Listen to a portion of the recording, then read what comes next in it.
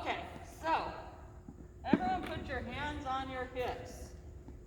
All right, right on those hip bones, the iliac crest. All right. I want to give it a shot. Might as well be in the shot. Oh, with my butt to it. Oh, fantabulous. How about this? Will y'all come over here so I don't have to have my butt to the camera? Seriously? Do y'all need a water break now after that long walk? Yeah, that was a really long walk. I need a break. Count me out. Then y'all got like far away. Jeez. All right. So we all have a pelvis. Okay. And a significant reason why people develop back pain is that something that we do above or below the pelvis is not quite right. So basically, we can hurt our low back doing almost anything. So we better have a super strong core, and we better have a super strong core, and it's locking in our pelvis in what is called neutral. Okay? Have you ever heard of somebody say that they went to the chiropractor and they have one leg that's shorter than the other? Usually that's caused by, if they're not born that way, okay, if it's not a genetic thing, it's usually not that their structure of their leg is shorter, it's that something has, they have a little hitch in their giddy up. Their pelvis has shifted. So if your pelvis shifts, it can actually hike up. Okay, so everyone stand 2 feet and then hike up one side. All right, could you see how now somebody would be like, dang, this hurts when I walk like this. If this side is super strong and it's making you walk like this, we got to fix that, all right?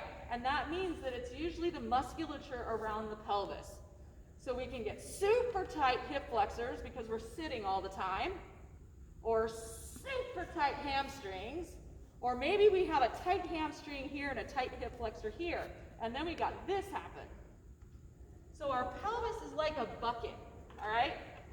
It's like a bucket, and it wants to be a neutral. So if we shift our bucket, okay, if our hip flexors get really tight, we are actually changing our pelvis. It's called an anterior tilt. All right? Super tight hip flexors. If we go the opposite way, okay, and we get super tight hamstrings, we have the same problem, but now this way. And I had my Spanish teacher in high school.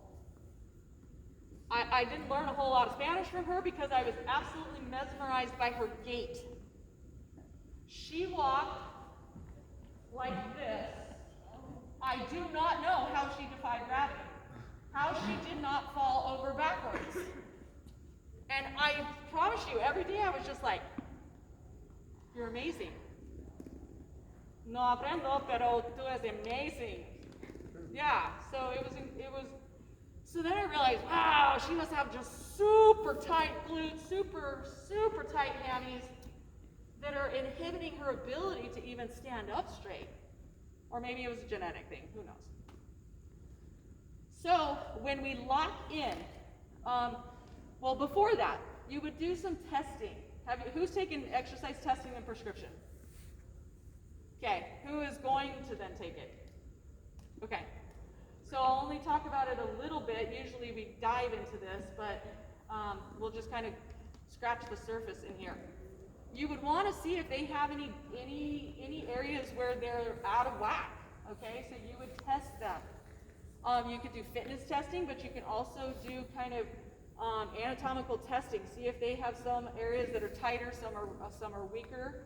Okay, so that you can develop your program that's going to make sure everything ends up relatively even Steven in strength and in flexibility. Got to have both. Okay? So, have you all learned the pelvic tilts yet? Okay, hopefully you have. If you haven't, hands on hips. And what you're doing is basically activating glutes.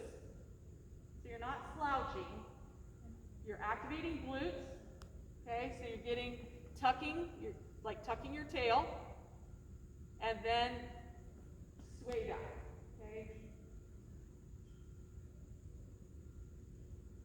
So your pelvis, if you think about it, should be able to rock back and forth. Okay, our pelvis is another one of those shock absorbers, all right? Shock absorption systems in our body. All right, so we go back and forth. Then we need to find neutral, and it's way easier to find neutral when we're on the floor. So go ahead and come in just a little bit where you're still 6 feet apart, but in just a little bit. Lay on the ground, everybody's head this way, feet that way. What? Head this way, feet that way, laying on the ground. There we go. All right, so at this point,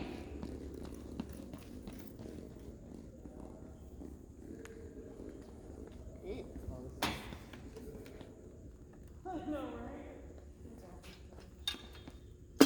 no snoring. Okay. So to really help somebody understand their pelvis, if you have them laying down and trying this on the ground first is way easier. So everyone put your knees up, okay, feet flat on the floor. All right, and I want you to now press your belly button to the floor. Press the belly button to the floor. And now shift just the pelvis where now you've got an arch in your back. Okay? I want you to rock back and forth between that. Squish the grate, press the belly button to the floor, and now the back comes up. Which one, do either one of those cause discomfort? Too much arch. What? Too much arch does. Too much arch. I was just about to say maybe it's just the older people. Thanks, Dale. Come on, here.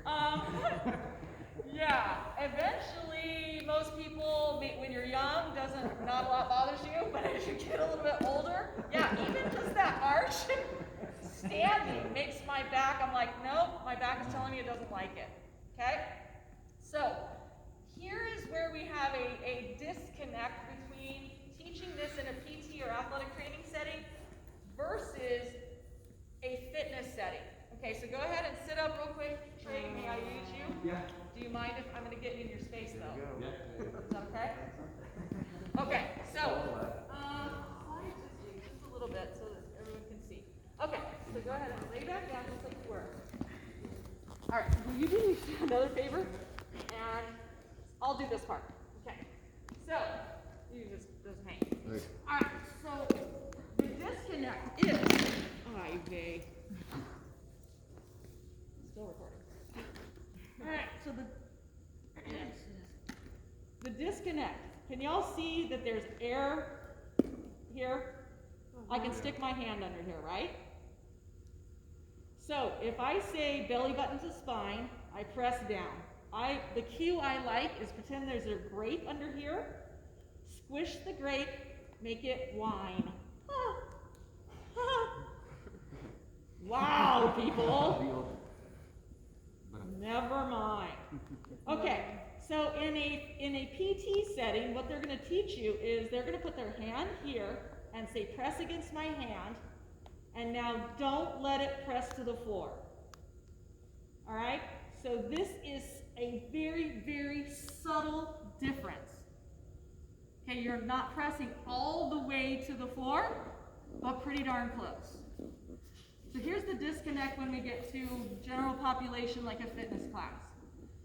They might be saying, which they should be saying, get that belly button, engage the core, pressing down, because it's way worse.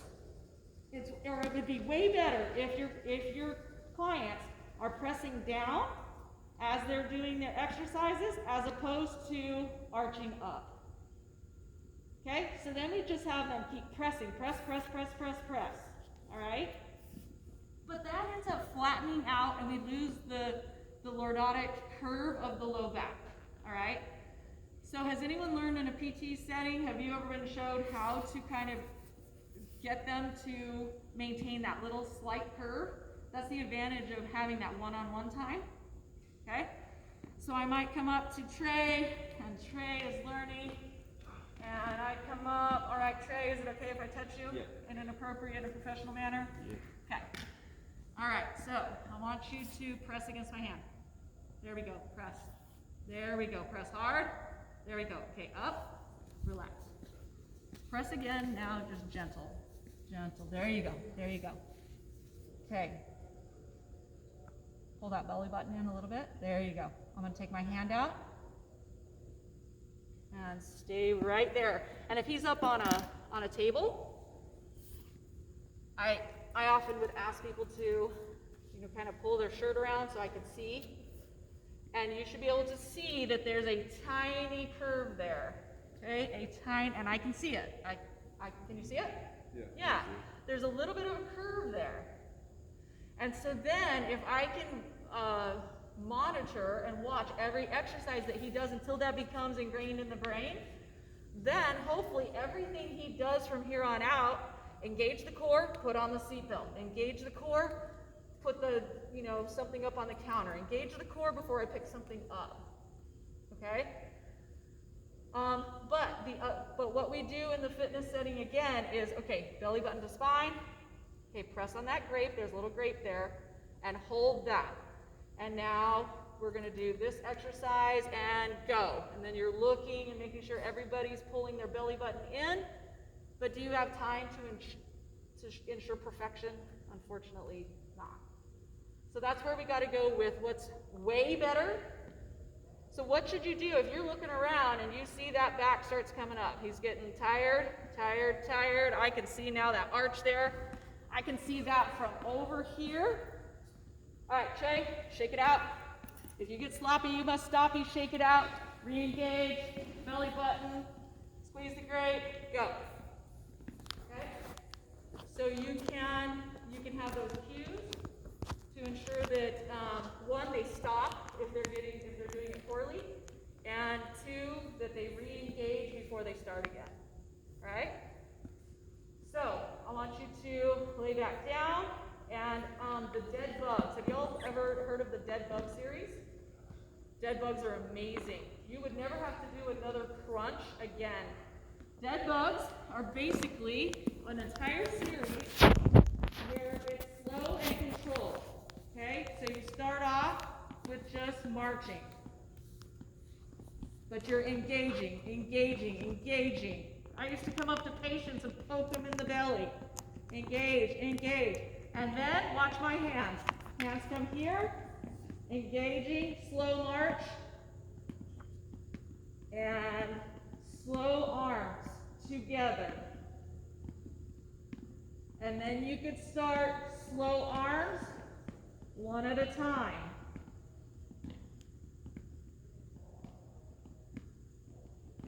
And there's an entire series based on this. After doing the Dead Bug series for about 6 months, after being an athlete my entire life, I finally, for the first time in my life, had six-pack abs. And I never did a crunch. I never did anything core other than the Dead Bug series. Oh, wow. Yeah, it was awesome. It was fantastic. And then it reinforced perfect position every time, okay? Because before you want people to stand up and do kind of more functional core work, they've got to have that base, okay? They have to have that structural position and that some level of strength in their core before they get up and say, okay, now let's do this. That's the ideal. That's the ideal. Doesn't always happen in reality, but. Okay. The dowel. All right. So the dowel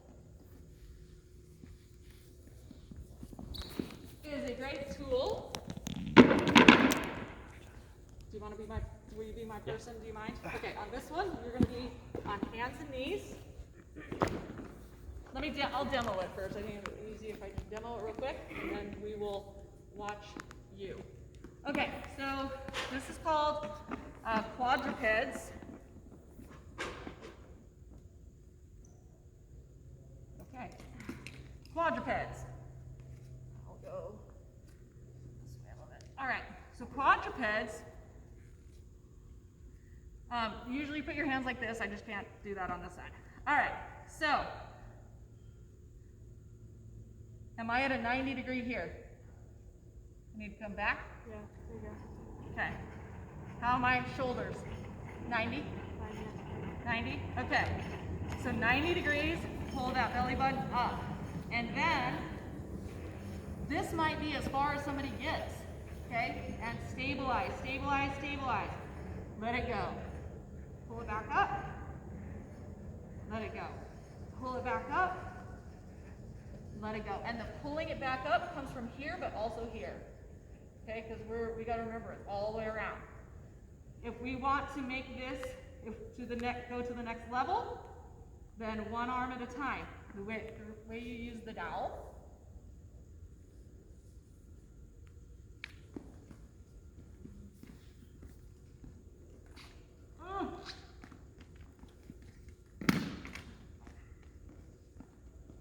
Okay. Okay, a little bit more rounded here. Nope, other way, sorry. There you go. Okay, perfect. He is looking down at Metropolis. All right, bring your hips back a little bit. A little bit more, a little bit more. Right there. Perfect. Okay, so now I'm going to put this here. So round just a little bit more. There we go. Perfect. Okay, so now I'm going to have you one hand come out. Stabilize, engage the core, stabilize. Lovely. Okay, other hand. Lovely. Nice. One leg. Pick one leg out.